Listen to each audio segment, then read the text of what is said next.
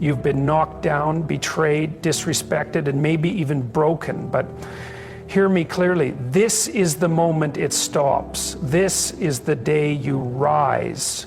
Not just to survive, but to become unshakable. Nobody and nothing will ever hurt you again, because you're about to change how you meet the world forever. They underestimated your resilience. Life threw chaos and people threw knives, but you're still here. This isn't about revenge. It's about rising so high that their power to hurt you disintegrates. If you're tired of being manipulated, used, or emotionally wrecked, this is your turning point. Here's how to become untouchable. The world has a loud voice, and it rarely whispers kindness. It speaks through people who never took the time to understand you, through systems that were never designed for your healing, through moments of pain that try to echo into your identity. But the truth, the liberating, empowering truth, is that you are not what happened to you. You are not the failure you experienced, the betrayal you endured, or the trauma you barely survived. You are the one who decides what those events will mean in the story of your life. They can either be chains or they can be chisels, used to carve out the strongest, clearest version of who you were always meant to be. Most people drift through life wearing labels they never chose, labels given by parents, peers, partners, or even enemies. But until you make the conscious decision to define yourself, the world will keep doing it for you, and it will do it poorly. It will call you broken because you were wounded. It will call you weak because you cried. It will call you lost because you dared to question everything. And if you accept those definitions, you'll start to shrink into a version of yourself that has nothing to do with your true design. You'll apologize for your existence. You'll hesitate to speak. You'll water down your passion to make others comfortable. And in doing so, you'll betray yourself far worse than anyone else ever could. But the moment you draw the line, the moment you say, this is who I am, and this is who I am becoming, you begin to step into freedom. Not the kind of freedom that's handed to you, the kind you build, the kind that can't be taken because it wasn't given. When you know who you are, people's opinions lose their power. Rejection stops feeling like death. You start understanding that not everyone is supposed to understand you, not everyone is meant to walk with you, and not everyone deserves access to the depths of who you are. Deciding who you are is the first act of personal revolution. It's what separates those who are controlled by life from those who command it. And that decision, it doesn't come from ego, it comes from clarity. It comes from deep reflection, inner confrontation, and an unwavering commitment to live from your center instead of your wounds. It's not about pretending you're perfect. It's about refusing to let the imperfections be your prison. So decide today, not halfway, not maybe, not when they finally see me differently. Decide that your worth is not on trial. Decide that your identity is no longer open to public opinion. Decide that your life will no longer be a reaction to other people's projections.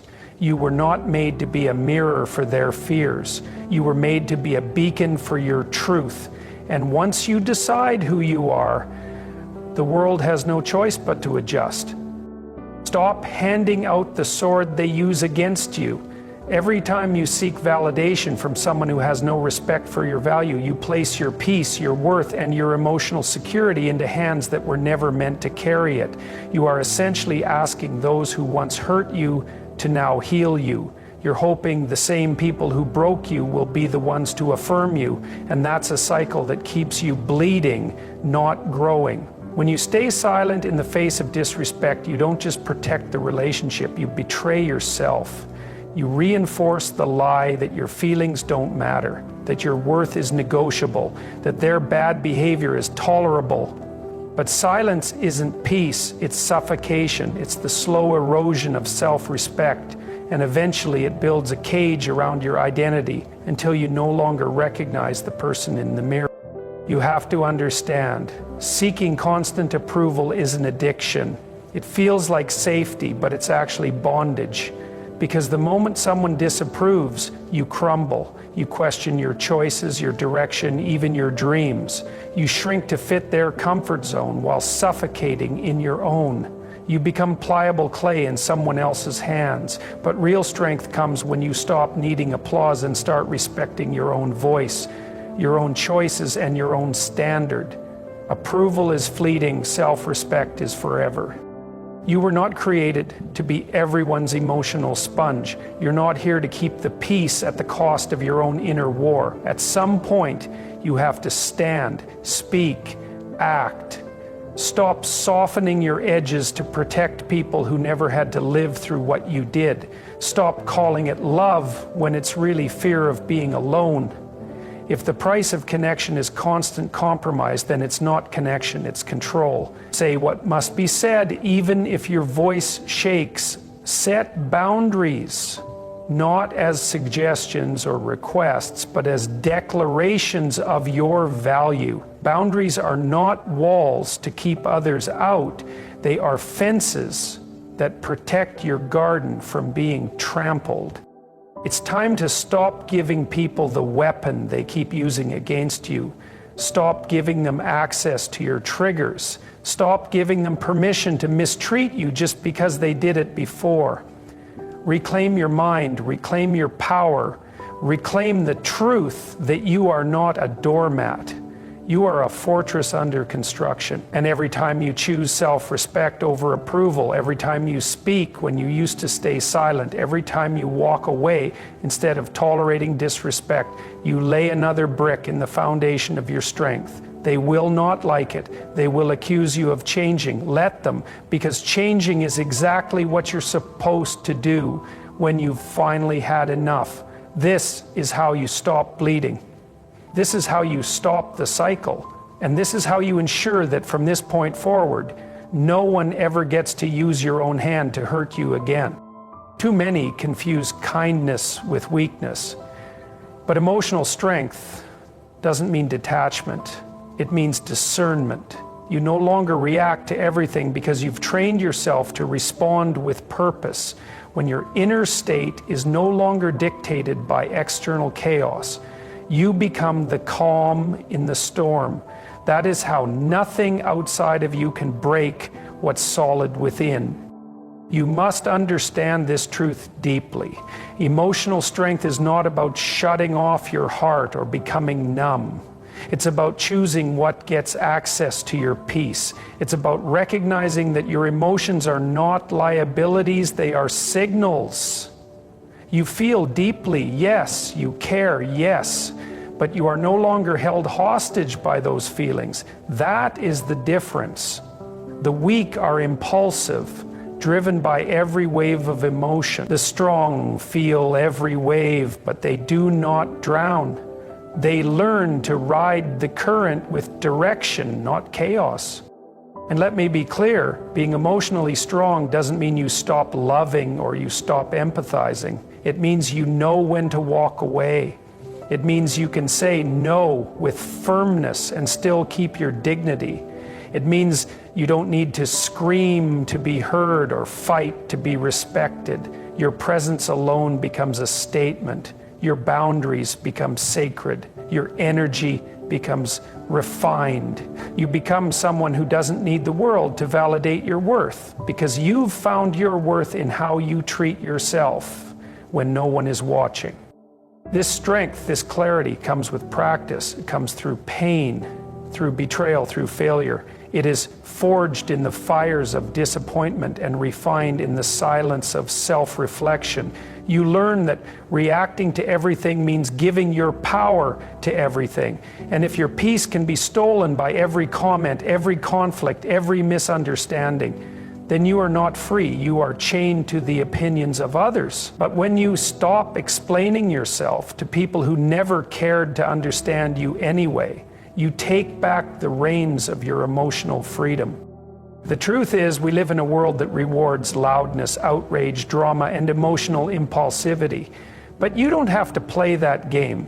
Your power is in your composure. Your weapon is your wisdom. And when you master the ability to feel without folding, to love without losing yourself, to give without being emptied, you become a rare kind of warrior. You become someone who intimidates, not because you're angry, but because you're calm. Not because you're cold, but because you're clear. You see, coldness is running from feeling. Clarity is choosing which feelings deserve your time. You are not hard-hearted. You are clear-minded. You are not emotionally unavailable. You are emotionally wise. You are not distant. You are discerning. That's the strength no one can fake and no storm can shake. That's the kind of strength that ensures nobody and nothing will ever hurt you again. Not because the world changed, but because you did. Refusing to heal is like choosing to bleed because someone else cut you. You didn't ask for the wound, but you are responsible for closing it.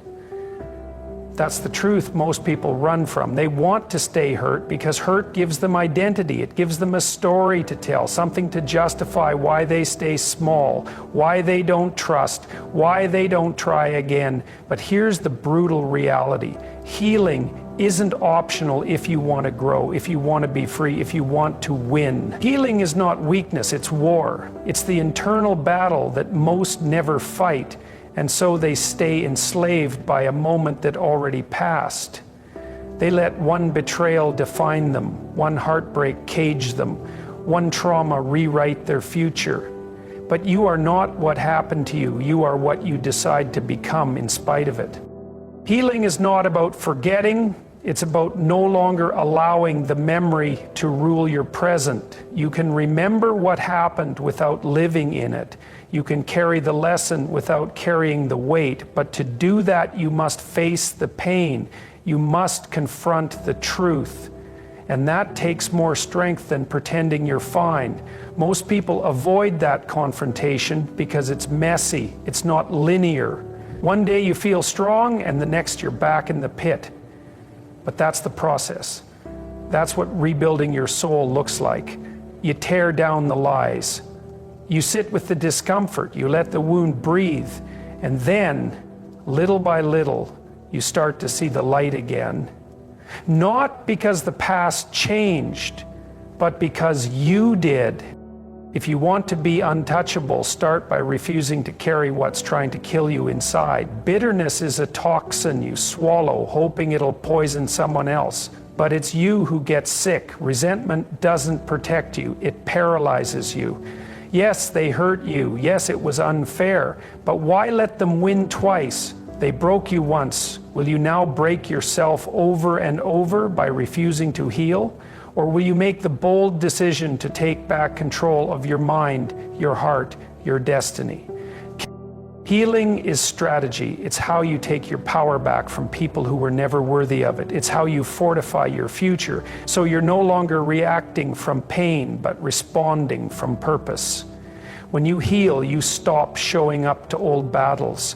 You stop bleeding on people who didn't cut you. You stop making fear your compass. You start walking with clarity, with strength, with conviction, because the wounds that once defined you are now the very proof of your survival, and that survival becomes your standard. So rise, not because it's easy, but because staying broken is costing you everything. Heal, not so you can forget, but so you can finally live. If you want to stop being hurt, stop staying where pain lives. You don't have to keep toxic friends, manipulative partners, or soul-draining jobs just to feel needed. Walk away from the places that feed your wounds. Elevation demands separation. Your future is allergic to your past. Don't drag old demons into a destiny they were never invited to. You have to understand this fundamental truth. The environment you tolerate becomes the atmosphere you adapt to. And what you adapt to, you start to normalize. The chaos that once made you flinch becomes background noise. The disrespect that once pierced your soul becomes a language you quietly learn to speak. That's how environments imprison people. not always with walls, but with low standards and silent compromises. You cannot heal in the same environment that hurt you. Healing requires not only internal strength, but external strategy. You may love them, you may have history with them, but if their presence keeps reopening your scars, then your love for yourself must be stronger than your loyalty to your past. Too many people stay in broken spaces because they are afraid of the unknown.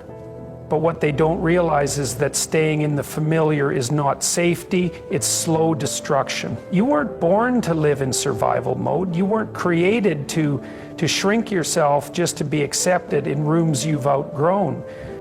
Your energy is currency, and where you spend it determines your return. Are you investing in spaces that build you, challenge you, expand you, or are you constantly spending your strength trying to hold together relationships that are already broken, jobs that no longer serve your purpose, communities that don't reflect your values? The truth is, you don't owe anyone your destiny. You don't have to keep showing up in places that make you feel small just because it's expected of you. Growth often looks like leaving the room, closing the chapter, and choosing your peace over their comfort. The most dangerous part of staying in a toxic environment isn't the immediate pain. It's the way it subtly convinces you that you deserve it. It reprograms your self-worth until you believe that suffering is normal and that joy is unrealistic. But you are not here to be emotionally starved, spiritually drained, or mentally shackled. You are here to evolve, and evolution will cost you comfort, convenience, and sometimes company. But what it gives you in return is clarity, confidence, and the capacity to build a life that's actually yours. So make the decision, even if your voice shakes. Detach from the environments that no longer reflect your values. Say no without guilt. Move forward without apology. It's not abandonment, it's alignment. You are not betraying them by choosing yourself. You are breaking the cycle that kept you trapped. You are turning the page on a story that was never meant to define you. Your environment will either keep you caged by your history or launch you into your call. Choose the launch. Choose you. You are not a victim of life. You are the sculptor of it. You don't need anyone's permission to be free. You don't need their apology to move forward, and you sure as hell don't need to stay broken because someone else couldn't see your worth. Stand up, speak up, rise up. From this day forward, nobody and nothing will ever hurt you again because you've remembered who you are